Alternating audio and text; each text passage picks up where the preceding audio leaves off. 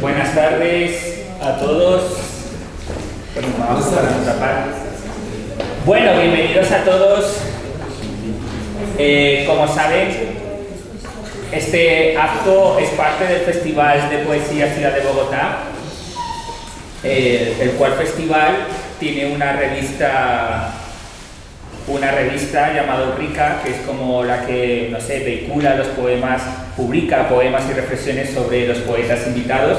Así que la revista la tienen ahí, pueden cogerla al final del acto. También pueden coger libremente la antología que publicamos en el Cari Cuervo sobre la poesía y los cuentos, ahora hablaremos de eso, de Evelio Rosero, que es el poeta homenajeado en el festival. Cada año el festival homenajea a un poeta y este año es Evelio Rosero y por eso también lo tenemos acá. Gracias por venir. Bueno, vamos a hacer lo siguiente. Primero vamos a invitar a los poetas, yo les voy a hacer una breve presentación, ellos leerán unos poemas durante unos 5 minutos cada uno, de tal manera que puedan no conocerlos sino recordarlos, porque todos ustedes en principio ya los han leído, ¿no? Al menos mis chicos, los de las otras maestrías, pues no sé. Sí, supongo que sí, ¿no? ¿Sí les mandaron poemas de los poetas? ¿O no de otras maestrías? Sí, pero no. Bueno, mis chicos sí.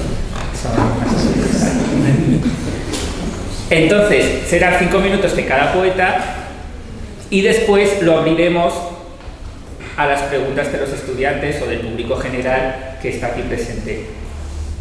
El acto será más o menos corto porque tenemos a las 6:30 otro acto con derecho a llegar tarde, según me comentaron. Tenemos otro acto en la Casa Silva, al cual también pueden acudir a continuación. Ya saben, está a 4 cuadras, la Casa de Poesía Silva, también bastante bonita. Bueno, entonces vamos a empezar con el poeta homenajeado. Ya saben que este año tenemos la particularidad de que el poeta homenajeado, aunque escribe muchos géneros, es más conocido como novelista y cuentista. Esa será, de hecho, quizás una de las preguntas que le hagamos, la relación entre los géneros. Bueno, entonces Evelio Rosero, obviamente, es un escritor con trayectoria consolidada, por lo cual tiene muchas obras. Voy a citar solo las que más conocen: Los almuerzos, Los ejércitos, que ha sido traducida a 14 idiomas para dar cuenta de su extensión, de su difusión más bien. La carroza de Bolívar, que gana el Premio Nacional de Novela. También acaba de publicar sus cuentos completos. Algunos de estos cuentos figuran en el libro que tienen en las manos. Y bueno, también tiene otros libros publicados en otros géneros, como poesía. El libro se llama La luna de Chía, ¿era? Y también tiene libros insertados en lo que se llama literatura infantil y juvenil. Bien, entonces sin más vamos a dar la palabra a Evelio para que nos lea algo de su obra. Gracias por venir. Muchas gracias a todos ustedes por la compañía. Me siento realmente emocionado que los amigos de este festival hayan pensado en mí, que soy un novelista, un narrador. Como poeta, justamente la plaquette que editó el Instituto Caro Cuervo está dividida en dos: unos poemas de Las lunas de Chía, un libro que escribí en el 1988, aquí dice que 2003, pero es bastante antes, todo sobre Chía, el ambiente de Chía. Voy a leer algunos poemas. La mitad del libro está dedicada a mis cuentos cortos. De esos cuentos leeré uno, creo que eso puede ser contenido en los 5 minutos que nos dijeron. Envío al señor K. Un día, solo un día, un amigo te vio llorar, sombra secreta de las calles de Praga. Indagan todavía tus ojos la habitación del mundo, se oyen buscar tus pasos, tu voz ya libre, pero tus manos debieron ser frías como papeles de nieve, porque ningún circo al fin te llevó consigo y ningún amor. ¿Cuándo acabaremos de encontrarte, invisible y desolado, vampiro de luz? En cada ventana de cada ciudad de la tierra asoma tu rostro inexplicable, y a veces, cualquier mañana, despertamos con el corazón hecho un insecto horrible. Paisaje.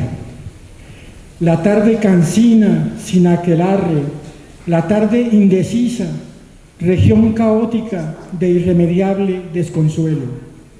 La tarde sin cuervos, sin ríos, sin gnomos, solo esta doncella paralítica en su silla, esta pálida muchacha sin sus piernas, que ha venido a descansar con su perrito del paseo colegial. El matadero.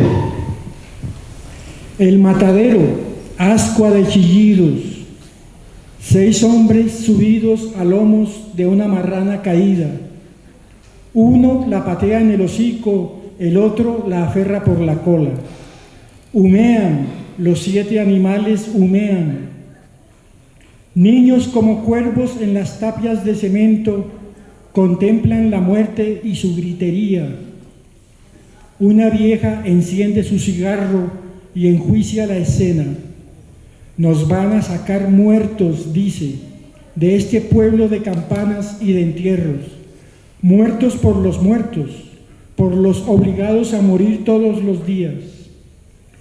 La sangre brota como un surtidor, los ojos patalean, los niños se sonríen extasiados como una mueca feroz.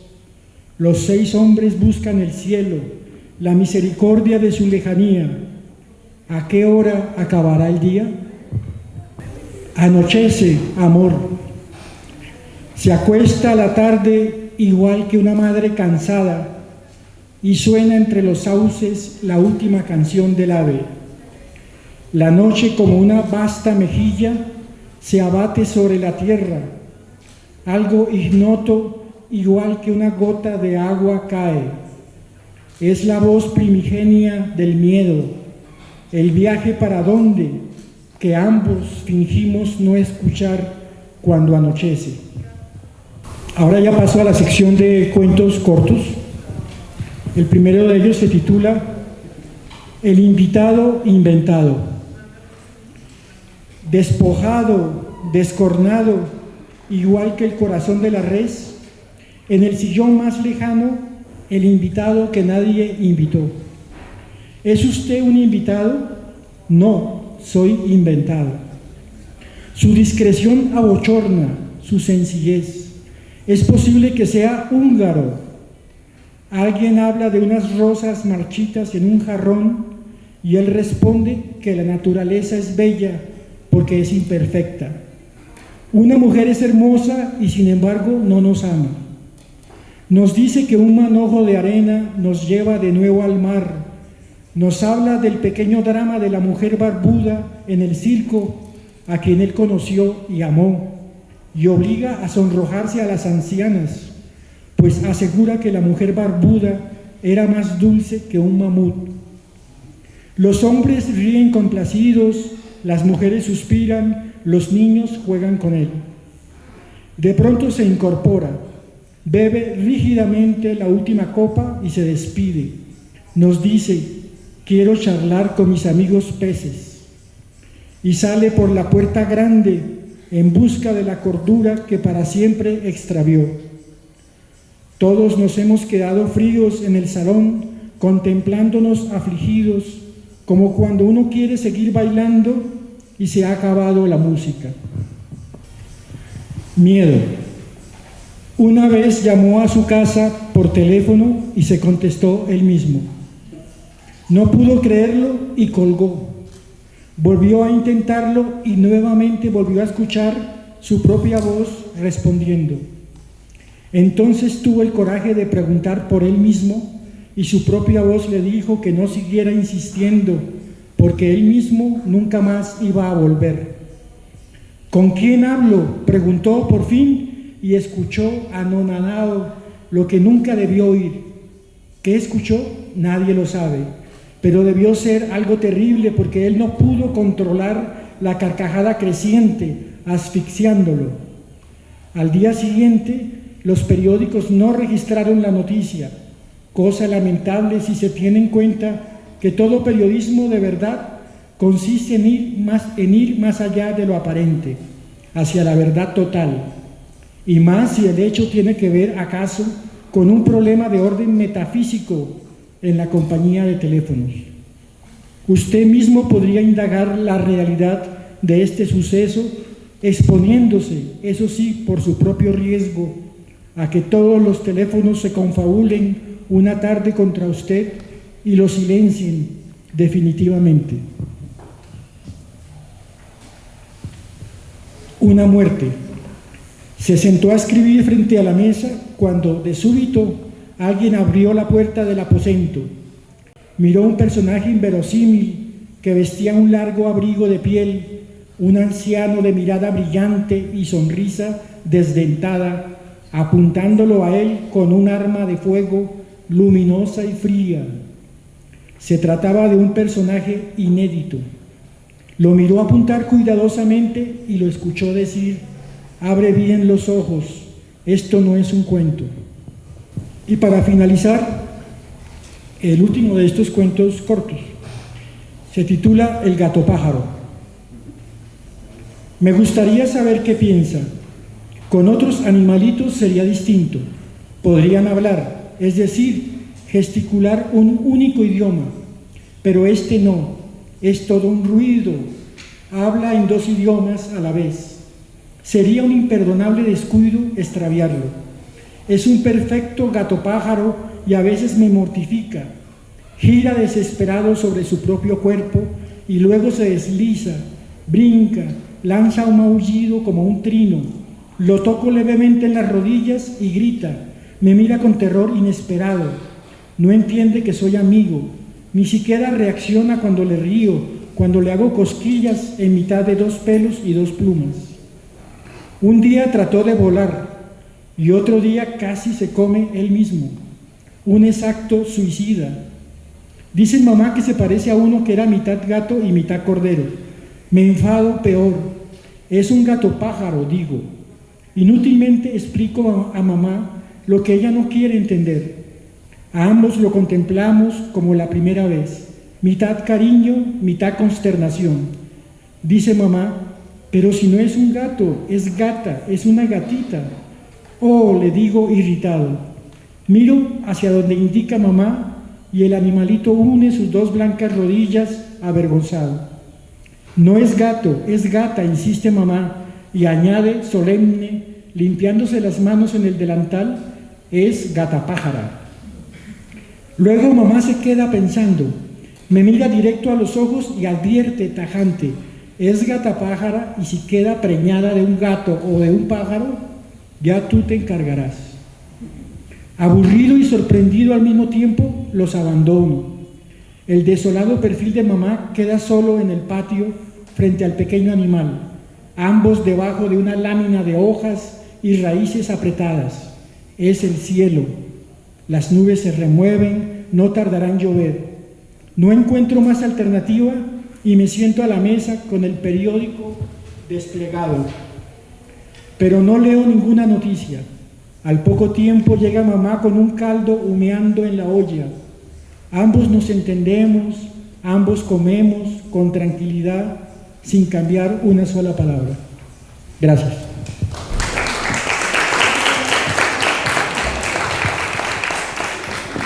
Bueno, muchas gracias. Luego podremos hablar sobre esta cuestión de géneros literarios, ¿no? Como, por ejemplo, el cuento de miedo con el teléfono, como que recordaba ese poema en prosa del teléfono de Luis Vidales, ¿no? De cómo se pueden hacer conexiones ahí. Bueno, nuestra siguiente invitada se llama Elsia Verducci se pronuncia, ¿no? Ella nació en Roma, Italia, pero vive en México desde los 5 años. Es poeta y es editora, porque algo hay que dedicarse. Le contaba que Cuervo se dedicaba a tener una cervecería, lo cual es una idea de futuro, pero en general pues la gente se dedica a ser editora, profesora, cosas así. Bien, Su último libro publicado y conseguible en las librerías de Colombia es este que tiene ahí entre las manos, Nanov, que es de la editorial Vaso Roto. Es una editorial hispano-mexicana, si no me equivoco, que tiene difusión en Colombia. Por ejemplo, aquí al lado, en el Fondo de Cultura Económica, en la librería de García Márquez se puede comprar, si os gusta su poesía, de la cual os envía algunos poemas. Bien, por supuesto, también escribió otros libros anteriormente, por ejemplo, Groenlandia, Los segundos y los días, breviario sobre el temblor, 40 grados a la sombra, El bosque de la hormiga y Cartas de usurpación.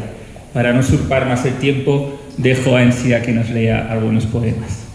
Hola, muy buenas tardes. Muchas gracias por la invitación.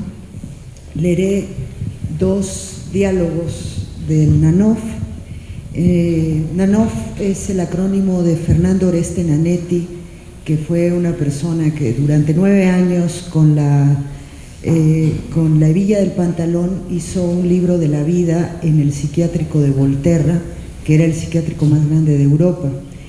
Asimismo, también hizo un sistema químico y físico alterno al nuestro, y también testimoniaba asesinatos, lobotomías y todo lo que sucedía, y también inventó una historia alterna de lo que sucedía en la posguerra en Italia. Respuesta 1. Cerca de las rejas, cerca del mundo, los días del siglo se suceden lentos. No sé de mis años terrestres. El pasado quieto no me busca ni ofrece respuesta. Qué cansada es la noche y cómo lastima el día. Dime que yo soy yo, que la epidermis recubre todas mis edades. Dime que Etruria es un sueño lejano, que Volterra no existe. Háblame tú que no me conoces y dices descifrar la geografía de la mente. Cerca de las rejas, cerca del mundo, vivo acompañado de gritos propios y ajenos, con mi siglo, con su sinrazón. Respuesta 2.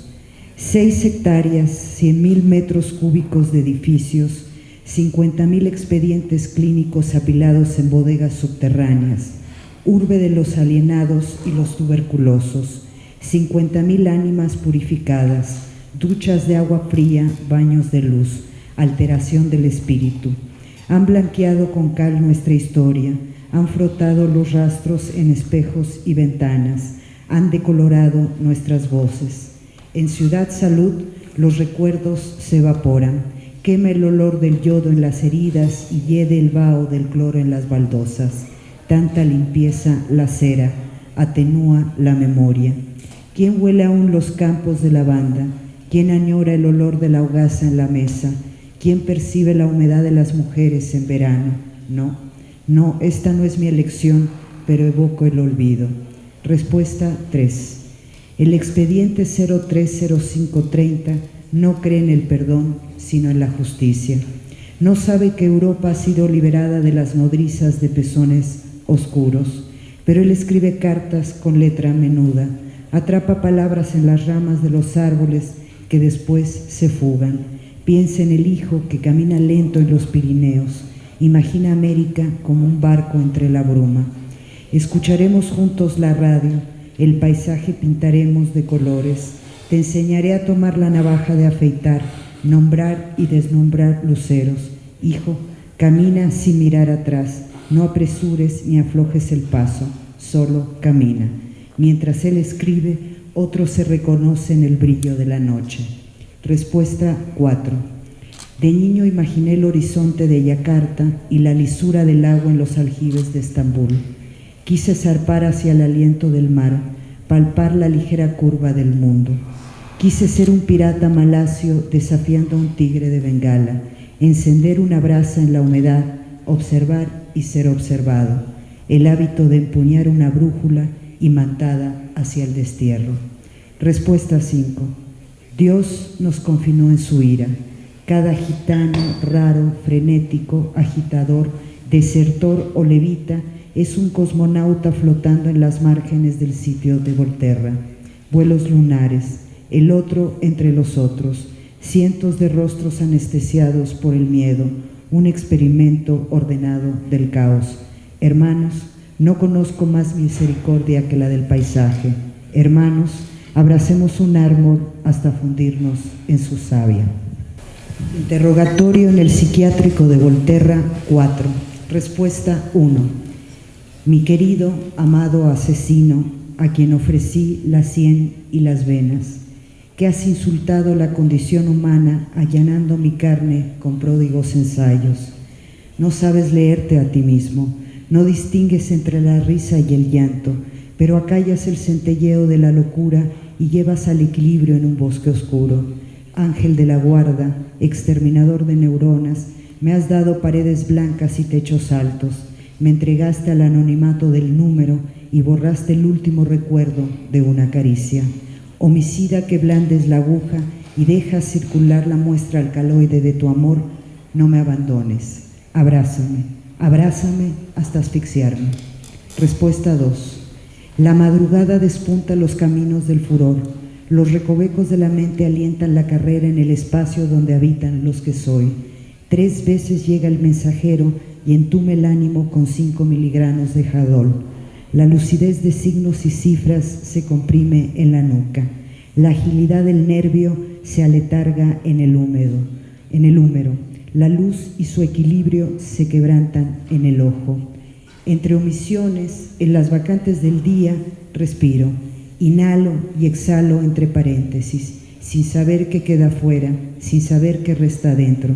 Tengo embarada el alma. No sé quién mira fijo al sol en la canícula. No soy yo quien observa la mosca desovar en el cristal. No conozco el ciego de pupilas de plata. No soy el vidente, pero vislumbro mi caída. Respuesta 3. El expediente 181030 es un soldado que sufre de valor artificial. 3 tragos de grapa para el frío, fumar, aspirar con la boca inflamada, agazapado en la trinchera, un rifle en las manos, hiere el sonido del disparo, hiere el trayecto incierto de la bala, hiere el saberse lejos. Solo el aguardiente funde fantasmas en la niebla. Mambrú se fue a la guerra. Nadie quiere este temblor de acero, este miedo como diáspora de hormigas que irradia por debajo de la piel. Qué dolor, qué pena. En el puño caben las arenas de Abisinia, entre las palmas los montes de Albaña. Las noticias que traigo son tristes de contar. Mambrú ha muerto, patria, y el regimiento tiene seca el alma. Qué dolor, que entuerto.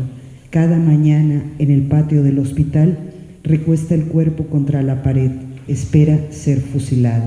Respuesta 4. De niño lapidé a un perro. 50 piedras contra un patituerto que movía el rabo cuando lisqueaba a los chicos del barrio.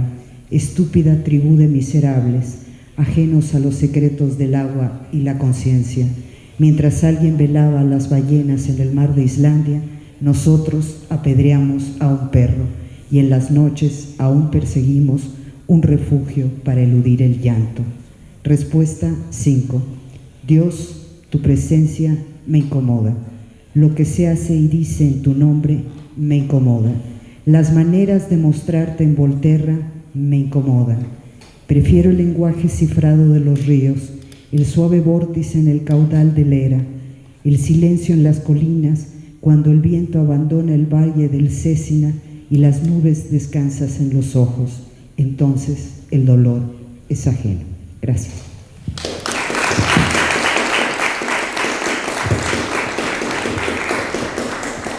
Muchas gracias, Elsa. Bueno, seguimos con Lucy Cristina Chao, poeta de nuestro exterritorio de Panamá, narradora, docente e investigadora de la Universidad de Panamá, traductora, locutora independiente, también creo que coordinó un festival de poesía, ¿cierto?, allá en Panamá, y ha publicado libros, sobre todo de poesía, como Mujeres odiosas, con el juego de palabras, en principio separado, odiosas, La casa rota, La versión de la cueva, y el libro de cuentos De la puerta hacia adentro. Bueno, gracias por venir y ahí te dejo la palabra. Muchas gracias.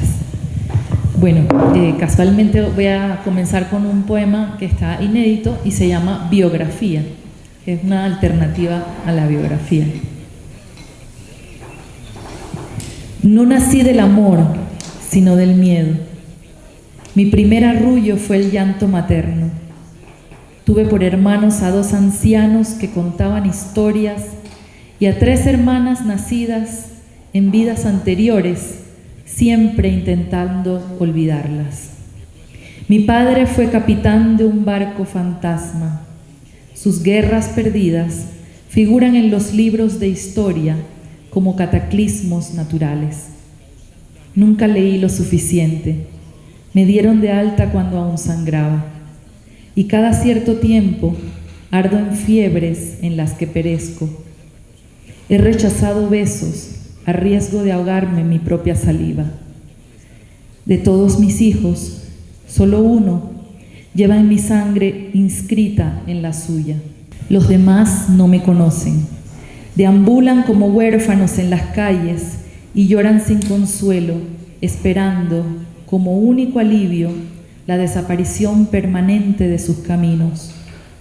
Mi nombre es impronunciable, sigue los parámetros de lo oculto y tiene por fundamento virtudes aún desconocidas. Nunca he tenido prisa en confesarme. Todos los días se pueden decir mentiras. En cambio, la poesía, con ella se debe tener cuidado, porque sus besos no reconocen el miedo y una se adentra sin reparos en las aguas de la verdad.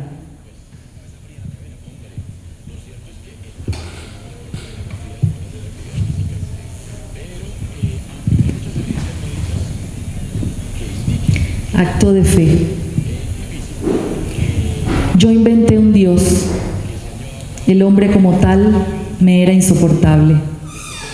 Lo hice eterno, omnipresente.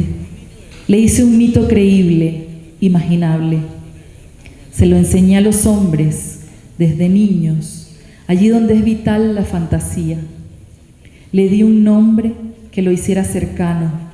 Dejé salir de la fe en él pequeños miedos, de manera que el hombre se sintiese castigable. Por alimento siempre se le daba la idea irracional de la fe ciega. Tejí su imagen fina. Lo hice a semejanza de los griegos, así me aseguraba que en su celo no fuesen a dudar de su existencia. Yo inventé al Dios, pero los hombres, al entender que no necesitaban verlo, que su sola mención movía montañas, lo hicieron suyo y lo creyeron. Le dieron cultos, metáforas dogmáticas, 10 mandamientos, la culpa y el castigo, de modo que dudar fuera de herejes. Vírgenes y santos fueron sepultando a mi Dios, levantando una esfinge que cubrió la tierra con su sombra, y bajo ella falsos profetas llenaron las iglesias de pecado, de juicios finales cotidianos y monstruos que engullían parvularios, condenando al amor bajo la almohada, donde ahogada en esperma murió la inocencia decapitada. Yo inventé un Dios, murió naciendo, y fue crucificado por el goce, sostuvo la fe con la codicia, y el hombre, vestido de preclaro, me lo escupió en la cara con su esencia. Gracias.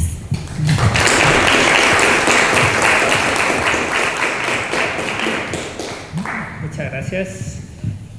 Bueno, nuestra siguiente invitada se llama Mirenka Torrico. Ella viene de Cochabamba, Bolivia, aunque ahora mismo está viviendo en Bogotá porque está estudiando, de hecho, la maestría de estudios editoriales aquí en el instituto. Ella publicó en el 2009 Preview con la editorial Yerba Mala, Cartonera de La Paz. Ganó el concurso de poesía IC Blanca Viejuter, poeta muy recomendable que me recomendó ella misma. Y actualmente está preparando el libro Mirar el árbol como una piedra, no sé si ya habrá sido publicado, que ya fue publicado. Y bueno, aquí les dejo con Mirenka. Gracias, buenas tardes a todos. Bueno, les voy a leer algunos del primer libro, que es Preview, que sí fue publicado por una cartonera. Me enteré que los chicos de la maestría de escrituras creativas tienen una cartonera ahora. Y justo fue Aldo Medina Celi el que me publicó en esa cartonera, así que me parece curioso. Bueno. El primer poema titula Who Do You Think You Are? Lo que no es decoroso, señorita, y sed, es presentarse sin make-up, sin un currículum, sin un rush que pinte la tacita del té en la entrevista, sin unos tacones que suban las escaleras, haciendo el escándalo que una verdadera mujer hace cuando los lleva. And he left.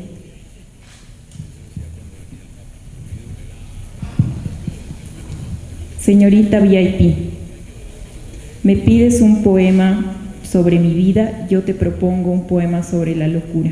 Martha Cornblit. La niña que a los 13 ha enloquecido a la escuela soy yo, la que entiende de elegancia, la que sabe de andares sociales y artísticos, la que conoce de tendencias y de maquillaje, la que gana las olimpiadas de álgebra, la que sabe de historia, la que corrige la ortografía y la sintaxis del resto y a quien el resto pregunta el significado de las palabras, la que maneja su dormitorio como área platinum y su email y su número telefónico son top secret, la que no hace amigas, las elige, la que organiza pijamadas con exclusive pass, la que le dice no al Mr. Verano, la que se queda con el solista en el ballet y el protagónico en la obra de teatro, la que causó conmoción al marcharse de la ciudad y no supo empezar de nuevo. Pero eso que te hace la angustia, eso que no tiene más anuncio que una imagen distorsionada en un canal local, eso que está en la calzada, eso que califican de pasional, eso que es un desparramo de huesos quebrados y sangre, eso no soy yo.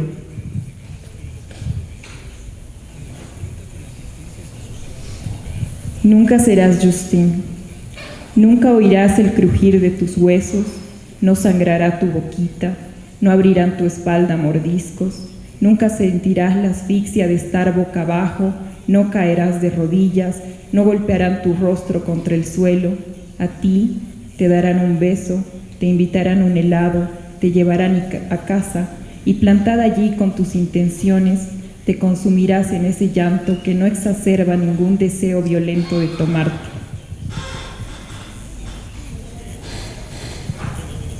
El jet set del 87.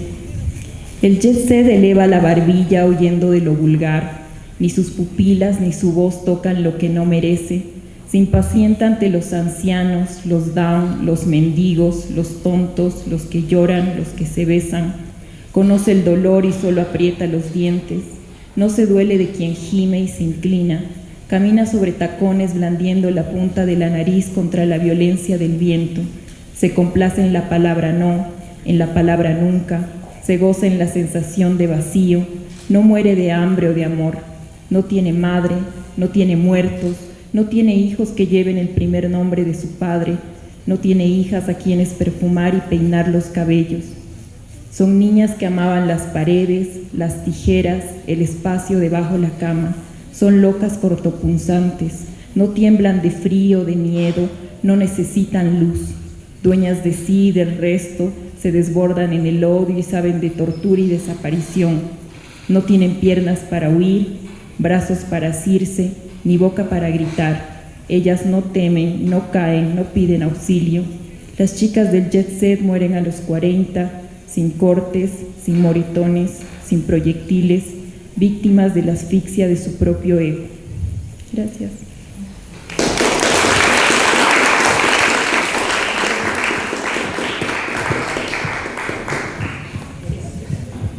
Muchas gracias a nuestros 4 invitados.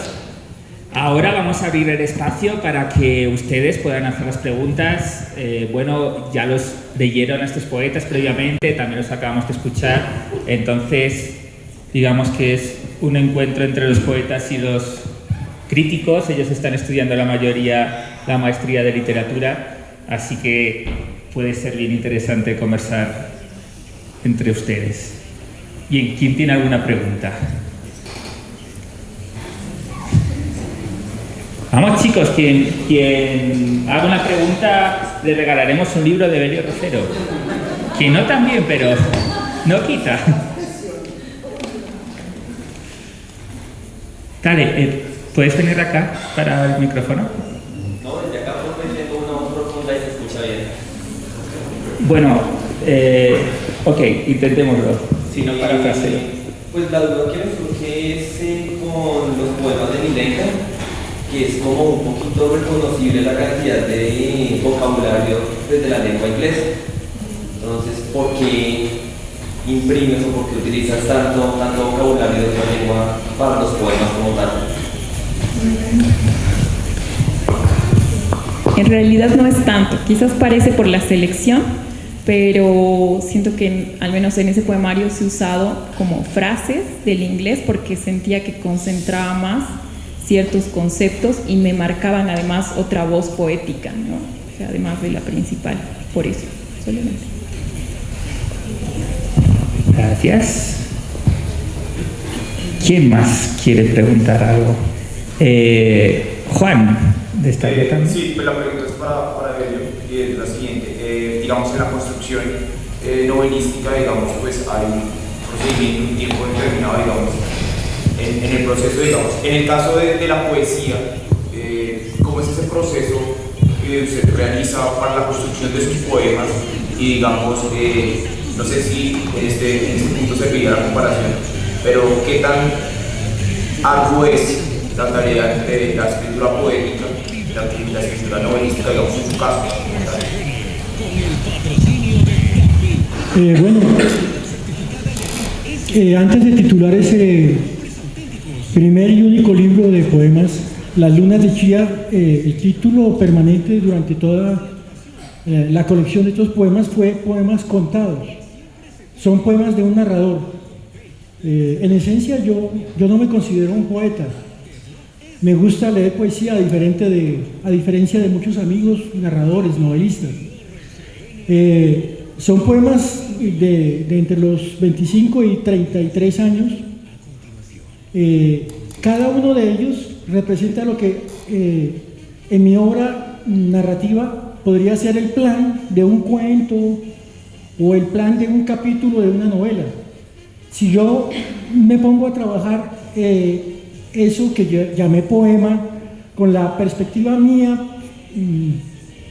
la más poderosa en mí, narrativa, sería un cuento.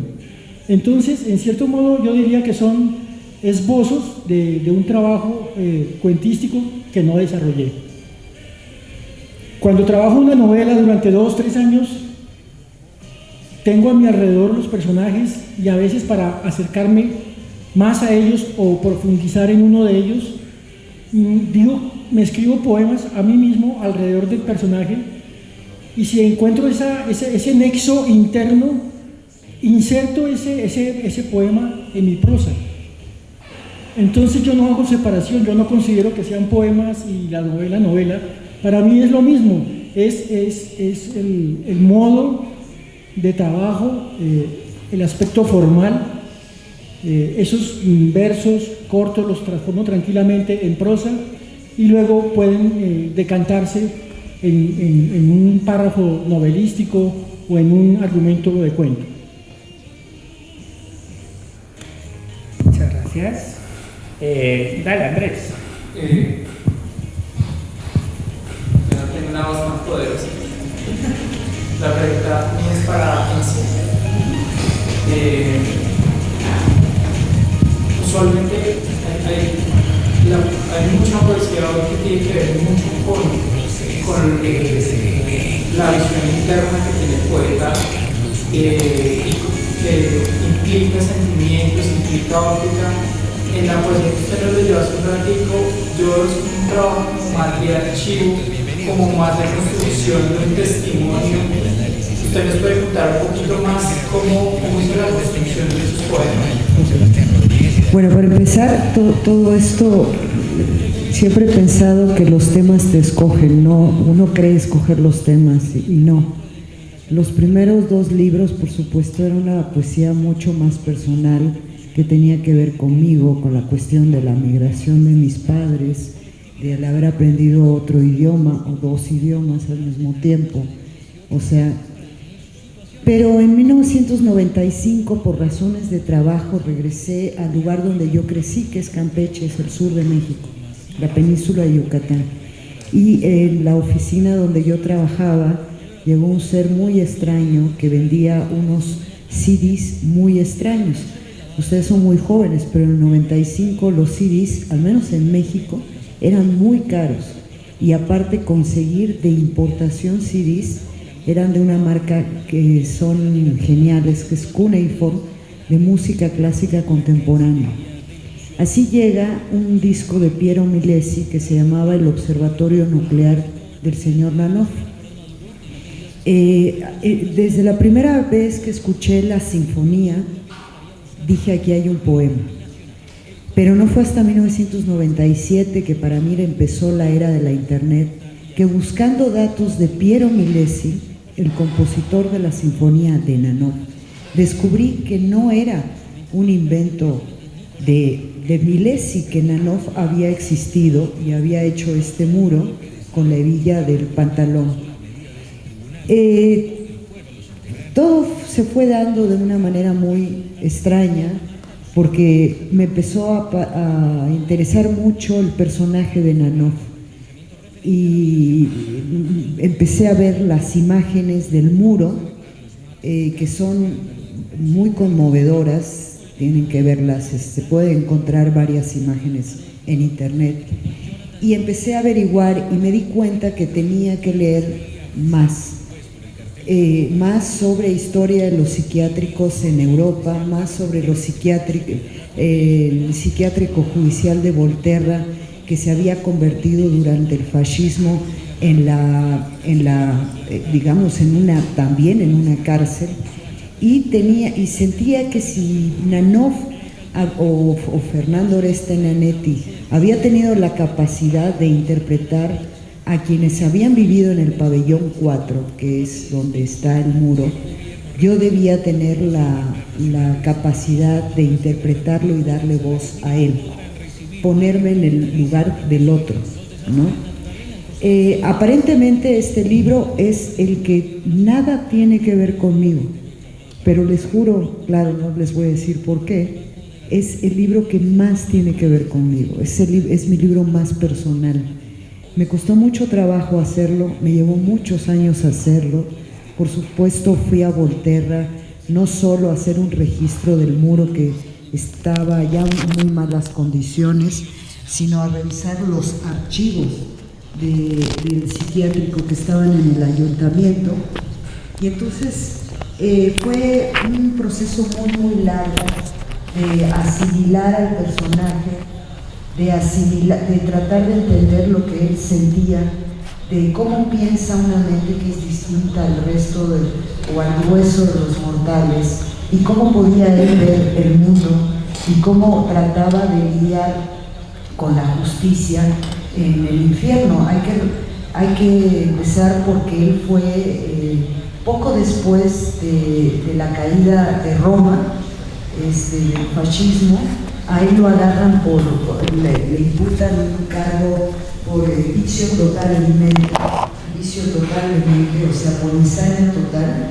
Lo tienen recluido en Santa María de la Piedad y luego de ahí lo mandan a Volterra hasta que llega la famosa ley Bassalia de 1978, que es una ley muy importante que rigió no solo a Italia, rigió al mundo entero, que ahora se está revirtiendo. La idea era que había que tirar los muros de los psiquiátricos y que había que hacer, no productivos, porque es una palabra un poco fuerte, sino aprovechar la creatividad de estas personas que son distintas a nosotros en sus mecanismos, pero que podían integrarse perfectamente a una labor creativa. Y a partir de eso surge este libro. Pero sí, aparentemente no tiene nada que ver conmigo, y créanme, es el libro más personal que he contado. Cada caso que se va contando tiene que ver conmigo. Traté de hacer un juego a dos voces entre Nanov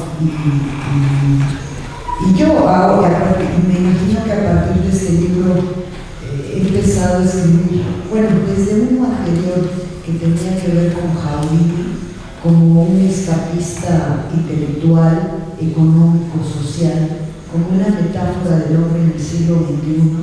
no Houdini como un mago. Creo que empezó este proceso a dejar de pensar en mí y en mi experiencia y he optado por ver más al otro. Me parece mucho más interesante el otro que yo. Muchas gracias. ¿Tienen más preguntas? Bueno, vamos... sí, siga. Luego para el libro. Evelyn, en tu obra narrativa se ve un interés muy particular por la infancia. Este interés de dónde viene, porque los niños de la infancia.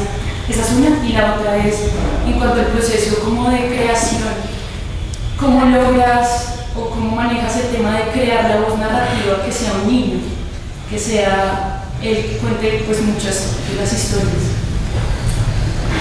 Bueno, este interés en los niños, en la infancia no es voluntario. Yo no me siento ante la mesa y me propongo escribir sobre los niños. Es algo que a mí me aflora con base en mi recuerdo, como por una necesidad. Igual que todos los temas y los personajes que he desarrollado en mis novelas, sean mujeres, hombres o incluso gatos. Los gatos son una presencia importante en los ejércitos. Una de mis novelas, los gatos le llevan mariposas al profesor Pasos. Los niños sí me han interesado mucho y he venido a descubrirlo ahora, ya después de varios años. Porque en mi primera trilogía, yo empecé con una pequeña novela en el 84, Mateo Solo, la historia de un niño encerrado en su casa por su tía Cecilia, y solo entiende el mundo a través de la ventana, de lo que ve. El niño no puede salir de la casa, Mateo. Luego Juliana los mira, que es el amor de dos niñas de 10 años, la primera vez, y la mirada de ellas del mundo de los adultos que las rodea, el miedo al secuestro, el miedo o la violencia que ya empieza a aflorar en mis novelas, insisto, de manera inconsciente, porque es mi país, porque soy ciudadano de este país. Necesariamente tenía que vertir en mis primeras novelas hasta las últimas, pues nuestra realidad. Ahora he escrito para niños. Cuando mis sobrinos eran bastante pequeños, llegaron a preguntarme que a quién escribía cartas tan largas y tan aburridas, se ponían a leer, cuando yo vivía todavía en casa de mi mamá. Y eso como un reto me hizo escribir para niños, y tal vez la charla con mis sobrinos me hizo también entrar en ese mundo de la infancia, recordar mi propia infancia. Yo siempre he dicho que los cuentos que tengo para niños son los cuentos que yo hubiera querido leer de niño.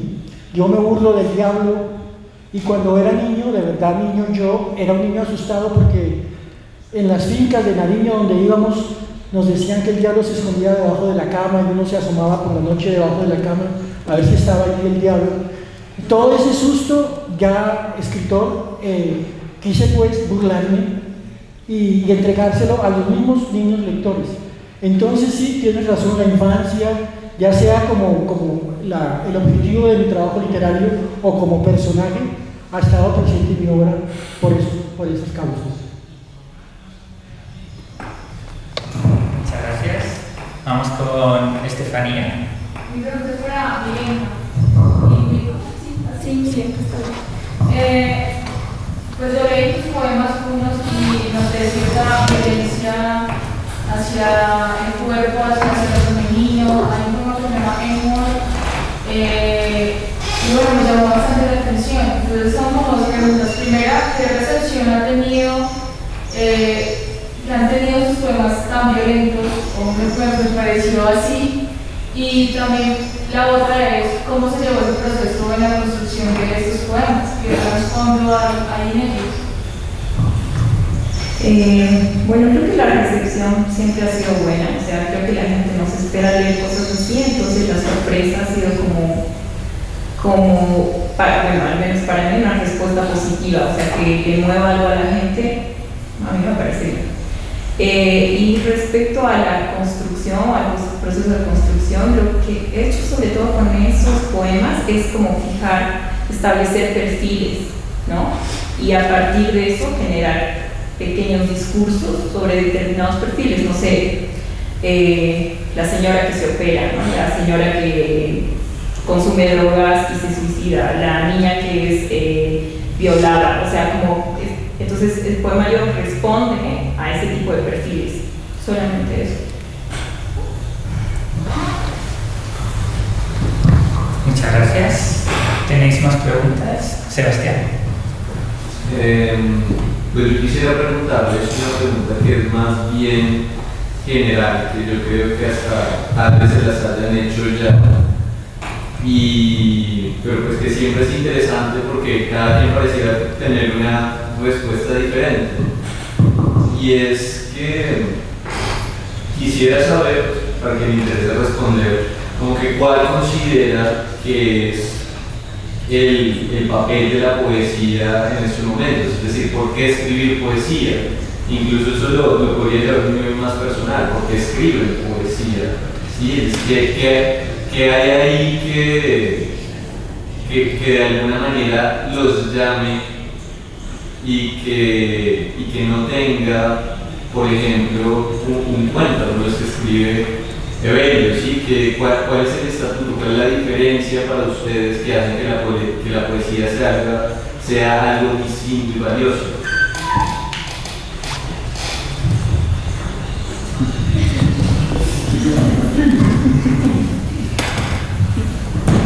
Bueno, voy a contar una anécdota que conté ayer en el gimnasio Bolívar. Espero darte respuesta a tu pregunta. En 1999, Milosevic hizo una limpieza marcial en los países de los Balcanes, albano-kosovares. El Parlamento Internacional de Escritores me pide sacar a un escritor serbio que estaba en la lista negra de Milosevic, y en realidad Milosevic era muy inteligente, no lo iba a mandar a matar. Lo que hacía era dejarlo sin trabajo, no podía escribir en ningún periódico, no podía publicar libros, no podía publicar columnas en los periódicos, no podía dar clases, etc. Y por otro lado había un poeta albano-kosovar que es Şevdet Bayrak, el otro es Vladimir Arsenijevic, el poeta era Şevdet Bayrak, y a quien mataron 40 personas de su familia, y logra, el día que la OTAN empieza a bombardear toda la parte albano-kosovar, es la última vez que yo puedo contactarlo, y lo único que se nos ocurrió es que se fuera al campo de refugiados a Macedonia, mientras yo veía cómo sacarlo de Macedonia, y perdí la comunicación con él, pero seguía y continuaba la comunicación con Vladimir Arsenijevic. El Parlamento Internacional de Escritores había hecho, la sede está en París, había hecho todo lo posible, me había apoyado en todo, había mandado una cantidad muy fuerte de dinero, había contratado a un sacerdote montenegrino para que sacara a Vladimir con su familia, 2 niños y a su mujer. Por otro lado, al tener yo doble nacionalidad, entre las cosas buenas de tener doble nacionalidad es que pude acudir al gobierno italiano, y solo había 2 gobiernos que tenían interlocución con este dictador, que era el gobierno mexicano y el gobierno italiano. El gobierno mexicano hizo milagros, de hecho son quien logra sacar a este hombre, y el gobierno italiano era el único interlocutor político con Milosevic, y se sentaron a negociar en mi nombre la salida de Vladimir Arsenijevic, pero nunca Milosevic parece ser que realmente odiaba a Vladimir Arsenijevic. Vladimir Arsenijevic sería como nuestro Carlos Fuentes para ellos. Así ganó el premio Nin, que es como el premio Cervantes de los Balcanes. Es un hombre muy importante, tal vez el autor serbio mayor a más lenguas traducidas en el mundo, ¿no? ¿En qué acabó?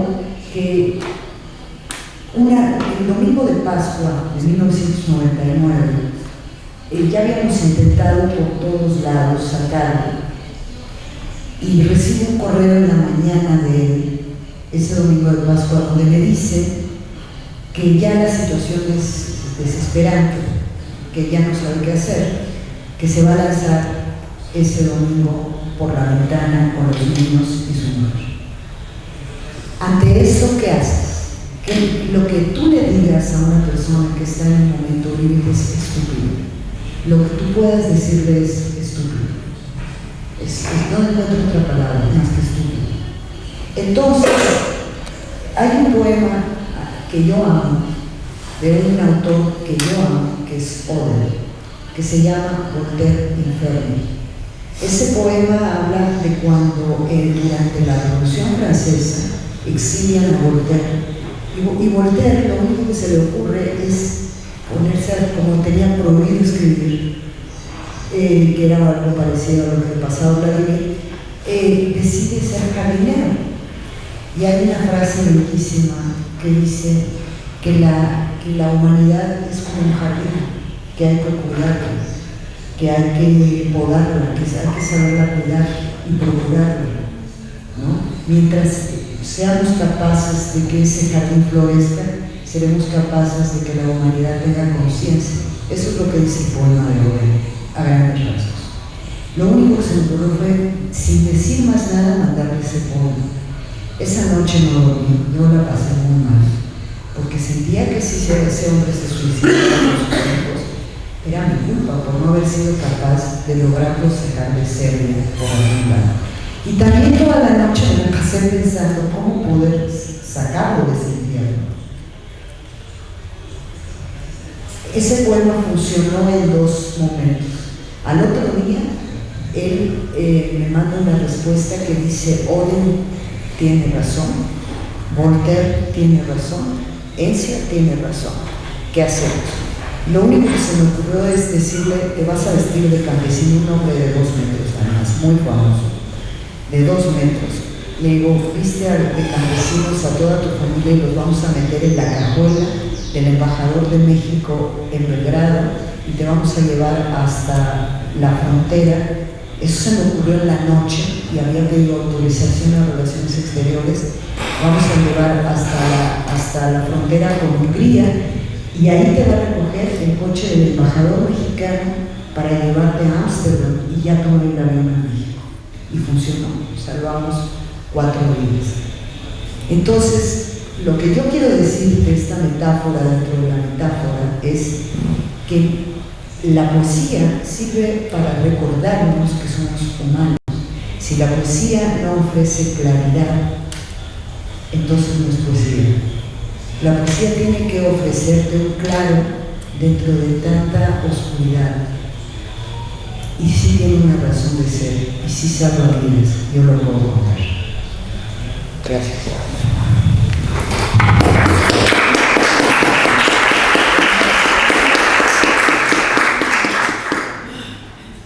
Bueno, para la última pregunta va a ser la de Carlos. Bueno, buenas noches. Mi pregunta es para y tiene que ver con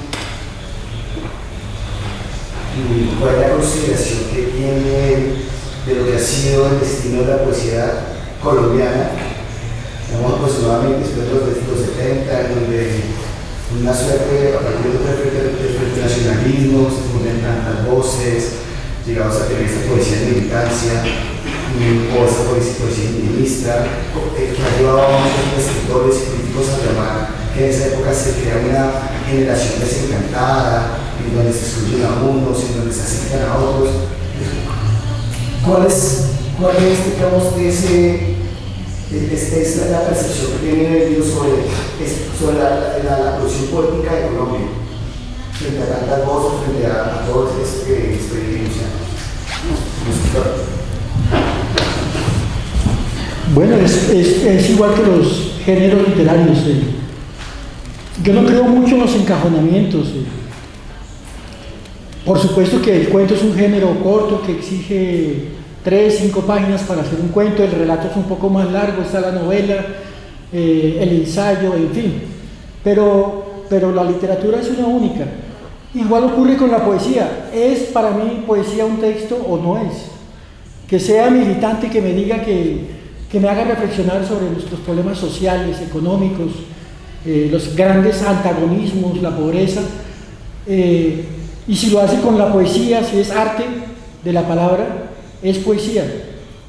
Yo, para dar un ejemplo, discrepo un poco de esa poesía militante de Pablo Neruda, cuando invita al mixolicidio y todo esto. La leí por curiosidad, pero no me parece que tenga registros de poesía auténtica como la de los poemas de amor, en fin. Es un ejemplo solamente, pero así podría enumerar muchos más. Yo creo que sí tenemos en nuestro país una poesía muy rica, porque son voces distintas, la de Porfirio a la de Aurelio Arturo, la de León de Greiff musical. Creo que sí hay una corriente en la poesía mucho más significativa y más fuerte que la novelística. Aunque hay grandes novelas en Colombia como La Vorágine, 100 años de soledad, yo diría que no hay una tradición novelística todavía fuerte como sí la hay con la poesía.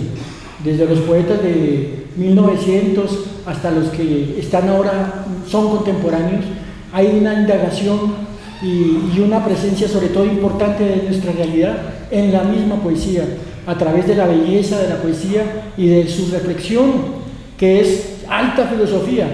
Hegel decía que la poesía alcanza registros muchos más altos que la misma filosofía, y eso es plenamente cierto. Muchísimas gracias y muchísimas gracias a vosotros por venir.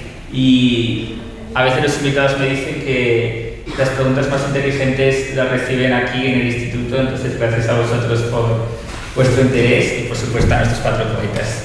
Con esto cerramos y quien quiera continuar, ahora tenemos otro evento en la Casa Silva que está a 4 cuadras, así que bienvenida. Gracias.